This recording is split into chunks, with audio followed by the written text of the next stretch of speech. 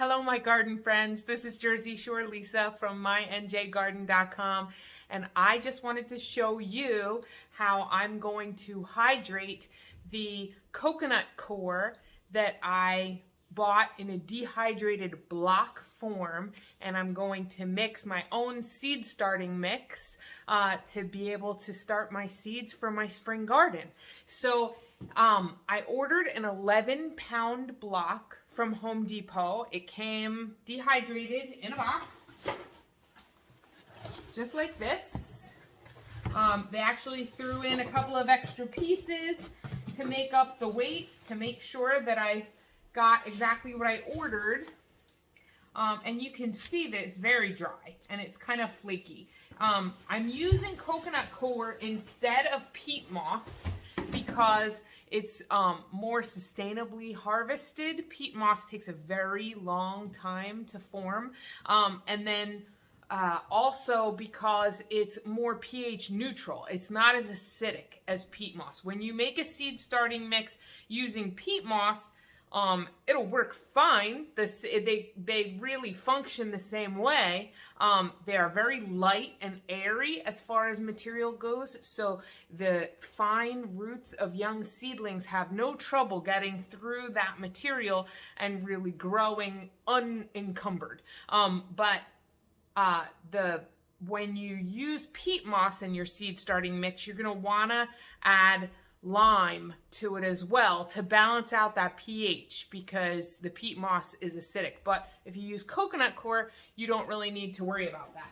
So what I'm going to do is I'm going to take this big block of coconut coir and I'm going to put it in this trash can, and then I hope that you could see what I'm doing here.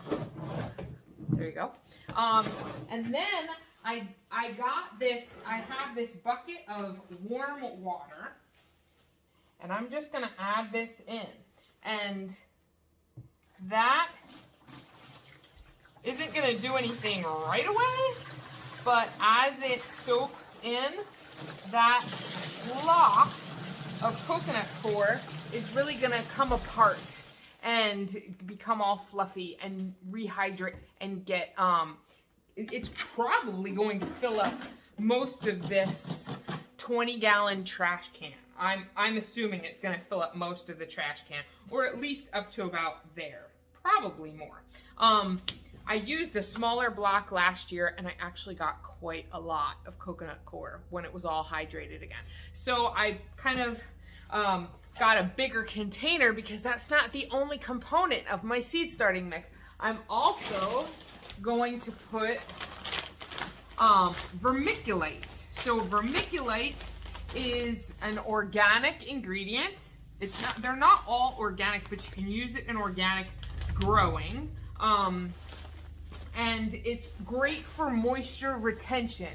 So if you have a seed starting mix that will dry out quickly, this will help to retain moisture in your little seedlings and keep the moisture levels even. It also absorbs nutrients and releases it slowly. So that's why I want to put vermiculite in there. It lightens up. Even though coconut coir is a very light and fluffy medium, this will make it even lighter and even fluffier. So that's what we're going to do. It says to mix half with peat and half with peat, or I'm going to use the coconut coir. So I don't know if I'm going to use half and half. I think I'll probably have more coconut coir than I will vermiculite. I don't think I'm going to add all that much vermiculite. You do want to be careful when you're working with vermiculite because there is a dust warning. It can get dusty when you're working with it, so make sure you work in a well-ventilated area. I'm in my basement right now, but I do have a brand new N95 mask that I'm going to wear while I'm mixing it in with this coconut coir once it's all rehydrated. So I'm going to wear the mask. I'm going to mix in probably 2 parts peat to 1 part vermiculite, and hopefully that will kind of fill up this container. And then that will be my seed starting mix for the year, for the season.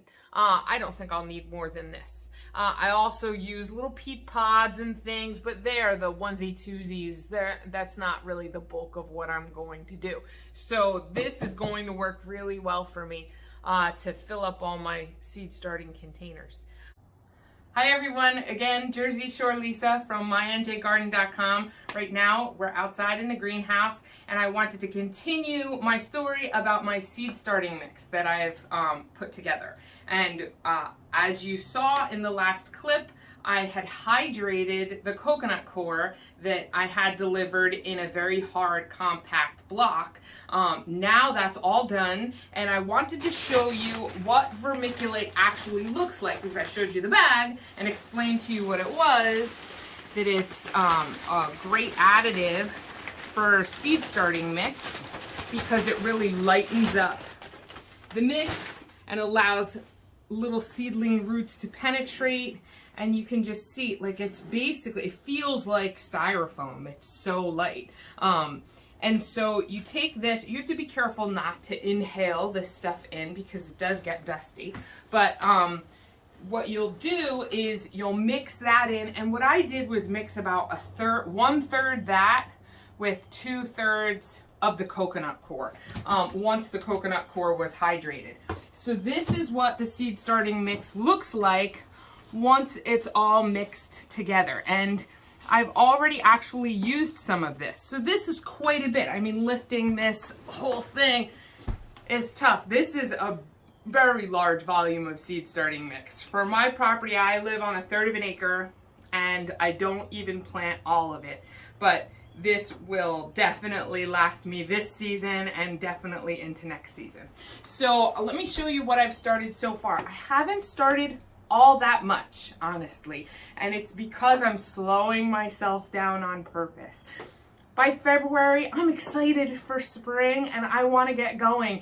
And as a New Jersey gardener, I love Jersey tomatoes, I love growing peppers, I love growing eggplant, and I always start that stuff too early. And when I say too early, February, I shouldn't be starting those warm season crops yet.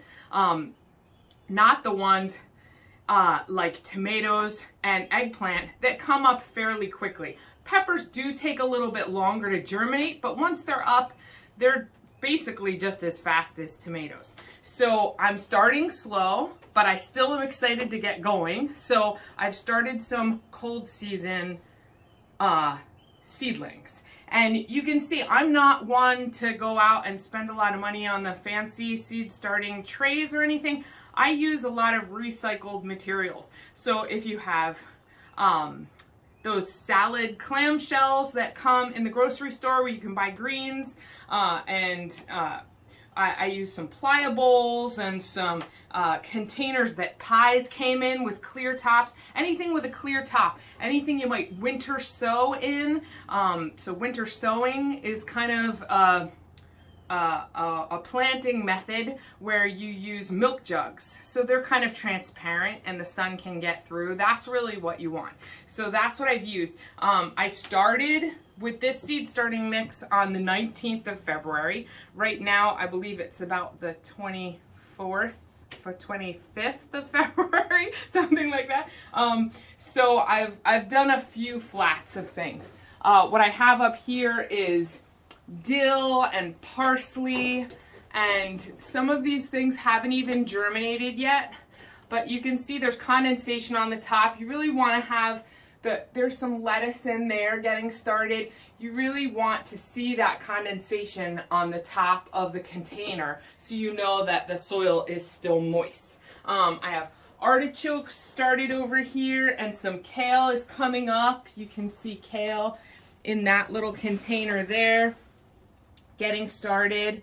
And they are very densely planted. They're planted closely together, and when they come up and they get a few true leaves, then I'll separate them into their own containers or plant them directly out into the garden, depending on how long that takes and depending on the weather outside. If they still need some time, if I'm still having hard freezes, I'll pot them up into individual containers until I can put them out in the yard. But because these are cold season crops, a little bit of frost won't bother them. And they're already out in the greenhouse, so they're hardened off. And you can see over there, some of those, you can just lift the tops and kind of peek under.